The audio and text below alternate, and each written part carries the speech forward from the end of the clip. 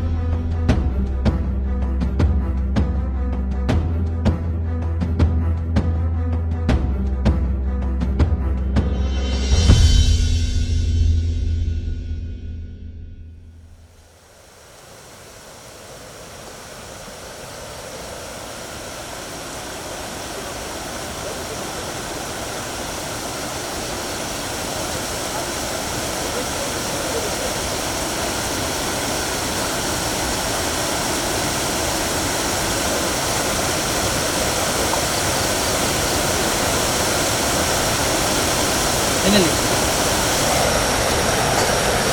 Laksanakan ini.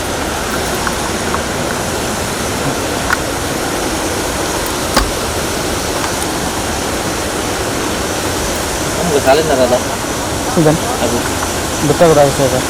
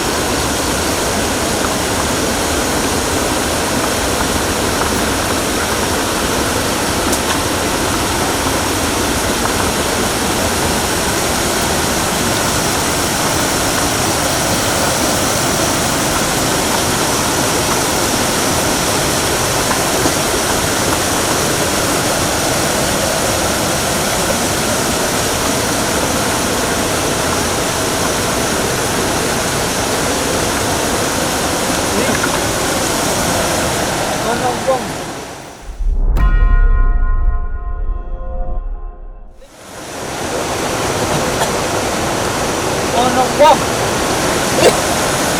Sudah! Sudah!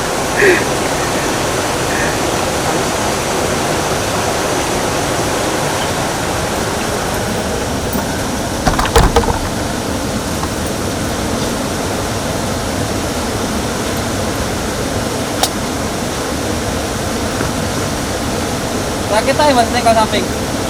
Teman-teman. Rakit tak? Betawi tapi Siap. Macet blok kok kamera aku. Betul benar. Ini.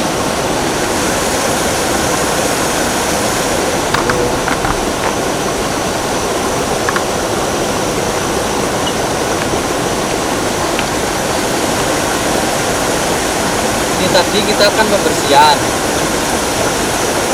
Terus beliau kesurupan. Tahu-tahu sudah ada sini.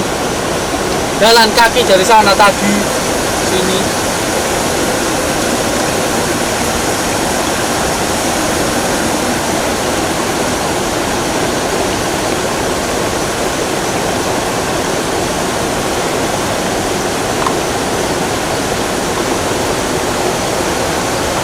Jangan diganggu.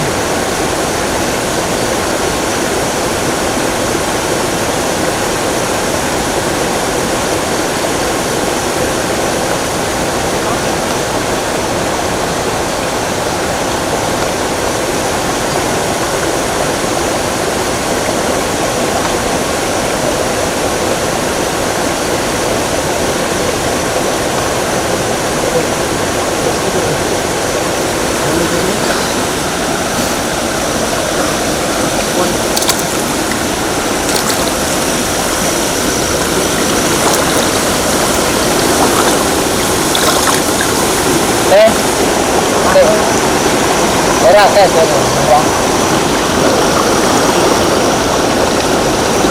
Bosan ini. Telepon kontaknya. Iya kan? Saudara-saudaraku semuanya, subscriber lover di manapun berada. Kali ini saya sedang berada di sebuah, bisa dikatakan danau atau belik lah. Belik, kalau orang kampung itu belik itu semacam sumur tapi yang bisa langsung diciduk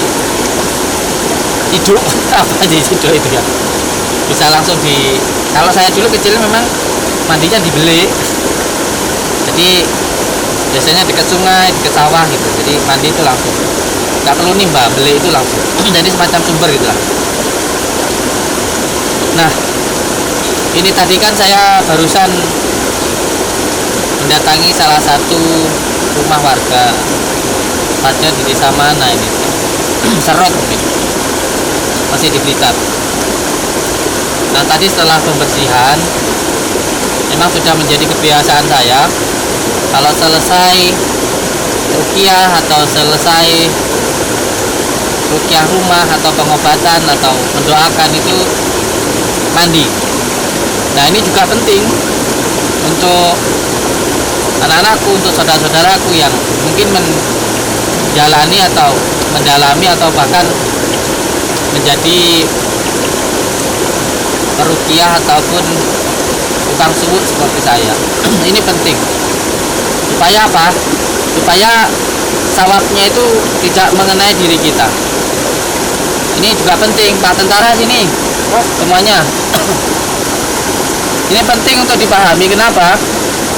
Karena sama seperti ketika halnya kita nyapu, itu kita akan membersihkan satu kotoran. Nah, debu-debunya itu supaya tidak menempel di dalam diri kita, karena banyak orang yang menjadi spiritual atau tukang suwuk atau peruqyah itu ketika contoh tukang pijit aja, yang dipijiti itu sembuh, yang pijiti lumpuh itu banyak.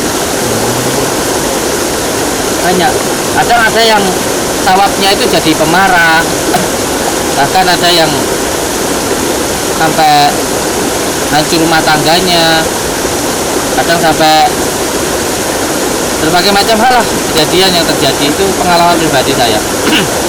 Pengalaman yang saya alami. Dan perlu juga untuk dipahami bahwa yang namanya nur cahya atau cahayanya pada air untuk kehidupan yang pernah didapatkan oleh Nabi Khidir alaihissalam, Nabi Khidir Bayabil Malkan, itu dapatnya ketika tengah malam. Jadi air tengah malam itu mempunyai energi yang sangat luar biasa, karena daya alam semesta menetesnya itu waktu tengah malam, lewat dari jam 12 malam. Dan ini sudah saya buktikan ketika melakukan pengobatan supaya diri kita tetap sehat. Itu cara pembersihannya yang utama itu mandi tengah malam. Kalau bisa mandinya di tempat terbuka, itu yang pertama. Yang kedua, supaya kebuka cakra mahkotanya, supaya seseorang itu mudah untuk mendapatkan ilmu, nggak bebel, atau pada keilmuannya itu kuat. Nah, perlu tuh dipahami, sesuatu hal yang bersih itu juga butuh tempat yang bersih. Sampai mengamalkan hijab, mengamalkan asma. Kenapa banyak orang mengalami gangguan terkadang? Karena sesuatu hal yang baik butuh tempat yang baik. Nah, salah satu hal yang paling baik yang bisa kita lakukan secara zahiriahnya ialah mandi pada waktu tengah malam. Mandi ketika waktu tengah malam, daya cipta alam semesta ini menetesnya itu waktu tengah malam. Makanya kita ini dulu kalau orang tua kita sakit biasanya kan ngembun ke air ditaruh di tempat terbuka, dimbun ke, nanti setelah subuh diminum atau dibuat mandi. Itu mencari apa coba? Mencari yang namanya air mahkota tadi, atau daya cipta dari alam semesta. Itu ada tengah malam. Selain itu lagi, manfaatnya mandi tengah malam ialah untuk kesehatan. Tapi malam sekalian, jangan jam menjelang malam atau awal malam. Jangan. Jadi air itu terbagi menjadi 3. Ada air obat, itu antara jam 12, jam 1 paling bagus jam 1 malam sampai jam 4. Ada air kesehatan, bukan obat, bukan penyakit, jam 4 sampai jam 4. Jam 4 pagi sampai jam 4 sore. Ada air yang tidak bagus untuk kesehatan, untuk mandi, dari mulai jam 4 sampai ya jam menjelang tengah malam. Pokoknya jam 4 sampai jam 7 malam jangan dibuat mandi dulu. Kalau mau mandi malam sekalian, lewat dari jam 7, jam 9, 10. Lebih bagus lagi malam sekalian, jam 1, jam 2 itu obat. Itulah yang saya ketahui, karena abah saya sendiri sampai tua sehat dan pikirannya tetap cerdas, nggak pikun karena sering mandi malam. Tentu disambut dengan sholat malam. Nah, cukup itu saja yang bisa saya sampaikan untuk saudaraku semuanya. Alhamdulillah saya sudah membuktikan ada yang punya penyakit sinusitis, sering migrain, sering sakit.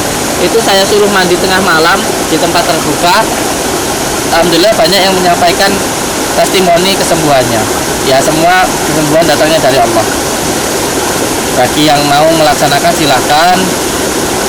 Ya, ucapkan kopi itu nggak apa-apa di kolom komentar. Dan saya orang hina, saya hanya orang desa, saya tidak bisa apa-apa, saya dari kampung, tapi saya mempunyai pengalaman dan pengetahuan sedikit yang saya dapatkan dari kehidupan. Semoga itu bisa menjadi manfaat untuk panjenengan semuanya, dan semoga kita semuanya bisa menjadi saudara selawas yang Allah. Selain itu, bagi panjenengan yang mau berendam malam, ada amalan yang khusus nanti saya ijazahkan. Itu untuk meredam hawa nafsu, terutama meredam emosi atau yang sering marah. Itu juga bagus. Apalagi kalau selesai hukum malam, makanya pakai ikan yang dari sungai itu bagus sekali. Ya, kata Tuhan. Wabillahi taufiq wal hidayah. Wassalamualaikum warahmatullahi wabarakatuh. Allahumma sholli ala